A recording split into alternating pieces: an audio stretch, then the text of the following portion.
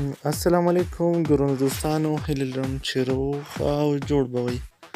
د ټکنیکل عرفان د چینل ته ښه راغلاست درته وایم. فعلا لومړی یو اولنۍ ویډیو به مو وي، په دغه کې به زه له تاسو سره د فیسبوک د نوم چینجول دروښیم.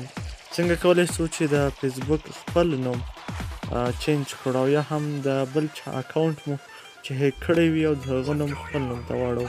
نو له موږ سره اوسئ او مخکې له ویډیو کتلو څخه زموږ چینل د سره سبسکرایب کړئ او د سره شیر یې کړئ. نو ویډیو شروع کوو. زه فیسبوک کې دغه علامه باندې کلیک کوو.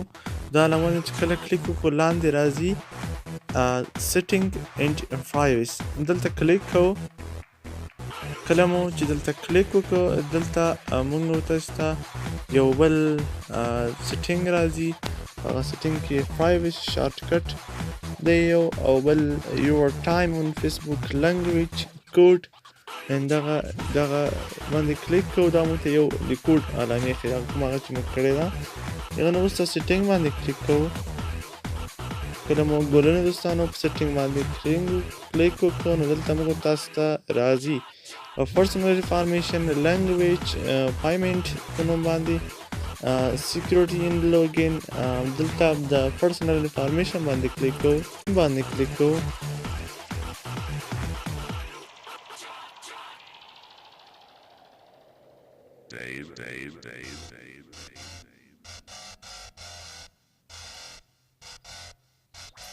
نو لږ څه وخت واخلي ګلونه دوستانو.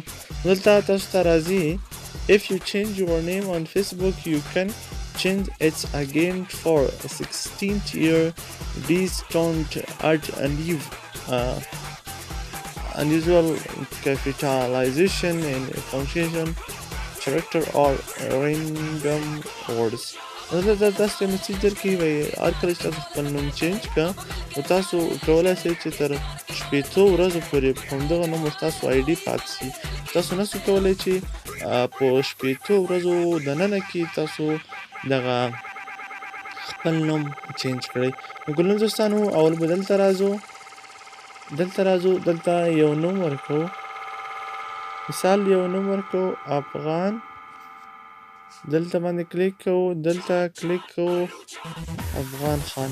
دلته چې موږ تاسو کله کلیک وکړو ریویو چینج به ووایي، او ریویو چینج نه وروسته هلته موږ تاسو نه پاسورډ غواړي، او هر کله مو چې په پاسورډ باندې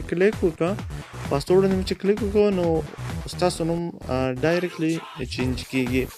او هیله لرم چې ویډیو مو خوښه شوې وي. نو زموږ هم اولنۍ او نوې ویډیو وه، تر با چې تاسو درانه چوپړ ته حاضرېږم. ټول په لوی او بخښونکي خدای سپارم.